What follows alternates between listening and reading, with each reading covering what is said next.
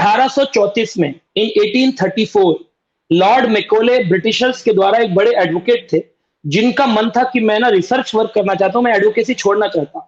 तो उनको ब्रिटिश सरकार ने कहा भारत में आओ और भारत में आके रिसर्च करो कि इनके पास ऐसी क्या पावर है जिसके कारण ये लोग इतने बलशाली विश्व गुरु हैं, भारत एक सोने की चिड़िया है। तो लॉर्ड मैकोले जब आए तो उन्होंने देखा गुरुकुल खुले हुए, जगह जगह घरों के अंदर शाम को लाइट है नहीं, टीवी है नहीं, मोबाइल है नहीं, सब बैठ करके महाभारत और गीता के श्लोकों पर चर्चा कर रहे हैं, रामायण के पाठ हो रहे। लॉर्ड मैकोले ने कहा इनकी संस्कृति जो है ना इसको तोड़ना पड़ेगा। जब इनकी संस्कृति तोड़ देंगे और उसमें अंग्रेजी भाषा जोड़ देंगे तो इनकी जो नेक्स्ट जनरेशन आएंगी, those who will learn English, there will be gap between the scriptural knowledge, sanskar knowledge and the recent knowledge. तो व्यक्ति वो डिवीजन आ जाएगा। और ब्रिटिशर्स ने वही किया, हमारे देश को 1947 में छोड़कर तो गए, लेकिन आज हमारी मानसिकता को नौकर बना गए। आज व्यक्ति के पास पेरिस का परफ्यूम हो बड़ा खुश होता है, कन्नौज का इत्र लगा के खुश नहीं होगा। बोले अरे ये तो कन्नौजिया इत्र है, जबकि उसकी खुशबू उससे कहीं गुना ज्यादा है, लेकिन इनको पेरिस का परफ्यूम चाहिए, पेरिस ब्यूटी परफ्यूम चाहिए।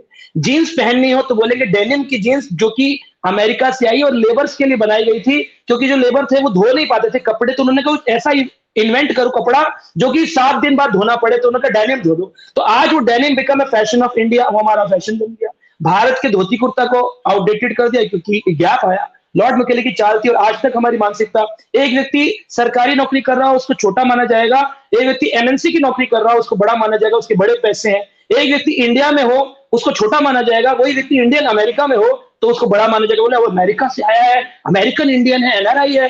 तो हमने अपनी सोच को आज तक नौकर बनाया है अंग्रेजों का, और इसकी चाल शुरू हुई थी 1834 में लॉर्ड मैकोले के साथ।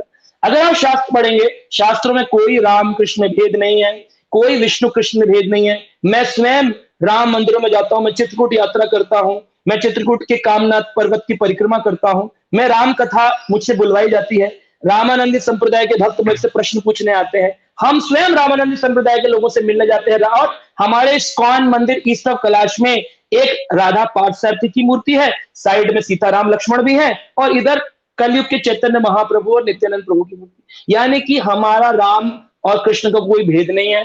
हम लोग रामायण रामनवमी बनाते हैं, सीता नवमी बनाते हैं, दशहरा बनाते हैं, विजयदशमी बनाते हैं, और जब राम कथा करने का मौका आता है तो 10-10 दिन तक मैं स्वयं उत्तरकांड और राम की कथा ऑनलाइन सुन सकते हैं। बहुत जगह मैंने करी हुई है। मैं रामेश्वरम भी जाता हूँ और अभी फिर जा रहा हूँ अगले महीने जून में 10 दिन के लिए रामेश्वरम। आप तो कर रहे हैं, लेकिन उनको क्या संदेश दोगे कि आपने अच्छी बात बोली कि वो भ्रम पैदा किया है उसको हम कैसे तोड़ें, बाकी लोगों का सवाल है ना। पैदा हुआ है तो उसका तरीका एक ही है। जैसे आज सबसे बड़ा क्राइम कौन सा है? Cyber crime. The latest crime is cyber crime. आने वाले समाज का सबसे बड़ा नॉलेज बैंक क्या है? बोले सोशल मीडिया।